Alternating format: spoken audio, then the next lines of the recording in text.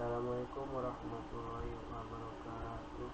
Perkenalkan, nama saya Ahmad Nusati Prabowo dengan NIM 444323019. Di sini saya akan menjelaskan rekayasa pakan ikan.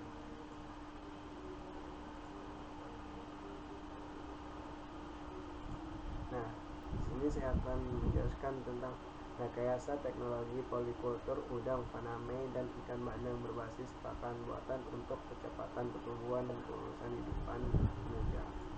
Yang pertama itu ada rekayasa teknologi polikultur udang faname dan ikan bandeng berbasis pakan buatan. Rekayasa teknologi ini mengintegrasikan budidaya udang faname, Lithopenaus faname, dan ikan bandeng Cenos dalam sistem polikultur berbasis pakan buatan. Pendekatan ini bertujuan untuk mencapai pertumbuhan cepat, kelulusan hidupan yang tinggi, dan produksi berkelanjutan dengan pakan buatan yang diformulasikan secara optimal. Sistem ini memaksimalkan sinergi antar spesies sambil meminimalkan dampak lingkungan. Inovasi ini mendukung ketahanan pangan dan ekonomi perikanan di Indonesia. Yang selanjutnya ada pendahuluan.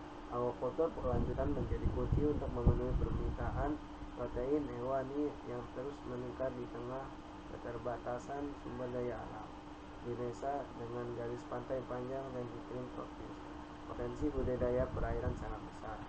Namun, praktik konvensional seringkali menimbulkan masalah seperti degradasi lingkungan dan ketergantungan pada pakan alami. Teknologi polikultur berbasis pakan buatan menawarkan solusi inovatif, menggabungkan efisiensi produksi dengan pelestarian ekosistem. Pendekatan ini dapat meningkatkan hasil panen hingga 30% sambil mengurangi limbah nutrisi. Selanjutnya itu ada tantangan dan peluang dalam budidaya udang dan bandeng. Budidaya udang faname menghadapi tantangan seperti penyakit viral, misalnya WSSP, dan fluktuasi kualitas air. Sementara ikan bandeng rentan terhadap salinitas yang tinggi dan kekurangan nutrisi. Peluang muncul dari permintaan pasar yang tinggi. Ekspor udang mencapai miliaran dolar dan bandeng populer sebagai ikan air payau. Integrasi keduanya melalui polikultur dapat mengatasi isu ini dengan memanfaatkan limbah organik dari udang sebagai pupuk alami untuk bandeng, meningkatkan kelulusan hidupan hingga 80%. Peluang ekonomi juga besar dengan potensi pendapatan tambahan dari diversifikasi produk. Selanjutnya ada tantangan. Yang pertama itu ada penyakit dan mortalitas tinggi. Yang kedua itu ada ketergantungan pakan alami. Tiga itu degradasi kualitas air. Selanjutnya ada peluang strategis. Yang pertama ada sinergi nutrisi antar spesies. Yang kedua ada peningkatan hasil panen. Yang ketiga ada ekspor dan pasar lokal. Selanjutnya ada konsep polikultur sinergi spesies dalam satu ekosistem. Polikultur melibatkan pembudidayaan beberapa spesies dalam satu ekosistem untuk memaksimalkan pemanfaatan sumber daya. Udang faname dan ikan bandeng saling melengkapi.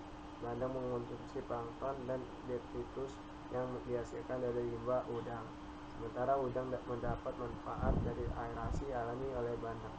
Konsep ini menciptakan siklus nutrisi tertutup, mengurangi kebutuhan pakan eksternal hingga 40%. Sinergi ini tidak hanya mempercepat pertumbuhan udang mencapai ukuran pasar dalam 90 hari sampai, tetapi juga meningkatkan ketahanan sistem terhadap gangguan lingkungan, mendukung aquaculture berkelanjutan jangka panjang. Selanjutnya ada polikultur udang dan bandeng. Udang yang pertama itu ada udang faname, mengurangi organik dan pemakan berdasar kolam. Yang kedua ada siklus nutrisi, transfer nutrisi dari pakan ke detritus lalu plankton. Tiga itu ada ikan bandeng, memakan plankton dan sisa pakan terapung. Yang empat itu ada interaksi ekosistem, pengendalian limbah dan keseimbangan ekologis kolam. Ya, selanjutnya ada informasi pakan buatan nutrisi optimal untuk pertumbuhan cepat. Pakan buatan diformulasikan dengan protein tinggi 35-40% dari sumber nabati dan hewani, dilengkapi vitamin, mineral dan probiotik untuk mendukung sistem imun. Inovasi ini memastikan konversi pakan efisiensi FCR lebih 1,5 mempercepat pertumbuhan udang hingga 15% lebih cepat dan bandeng mencapai bobot 300 gram dalam 120 hari dibandingkan pakan alami. Pakan buatan mengurangi kontaminasi patogen dan limbah nitrogen. Penggunaan bahan lokal seperti dedak dan dedak ikan menurunkan biaya produksi, membuatnya layak untuk petani skala kecil sambil menjaga kualitas nutrisi optimal. Selanjutnya ada formulasi bahan. Yang pertama ada campuran protein, karbohidrat, dan aditif esensial. Yang kedua itu ada pengujian nutrisi, uji laboratorium untuk keseimbangan gizi. Yang ketiga aplikasi lapangan, pemberian bertahap untuk pertumbuhan optimal. Selanjutnya ada sistem polikultur kompeten dan pengaturan hijau. Sistem polikultur dirancang dengan kolam berukuran 0,0.5 sampai 1 ha, kedalaman 1 sampai 1,5 meter, dilengkapi aerator dan sistem resirkulasi air.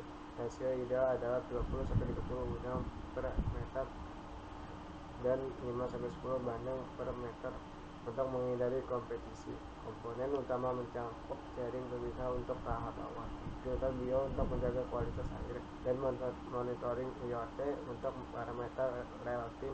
Pengaturan ini memungkinkan panen bertahap dengan udang dipanen lebih dulu. Desain modular memudahkan adaptasi di berbagai lokasi, memastikan efisiensi uang dan sumber daya.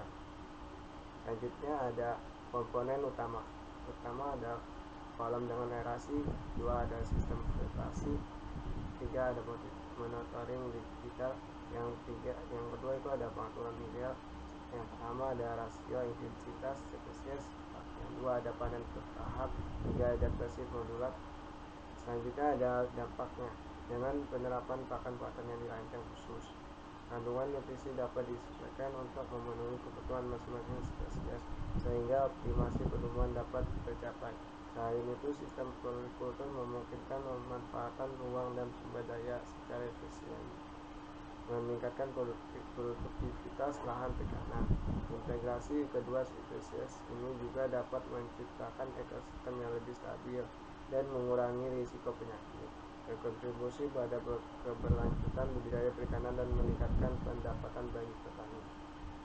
Nah, ini sumbernya saya ambil dari sini. Sekian dari saya. Wassalamualaikum warahmatullahi wabarakatuh.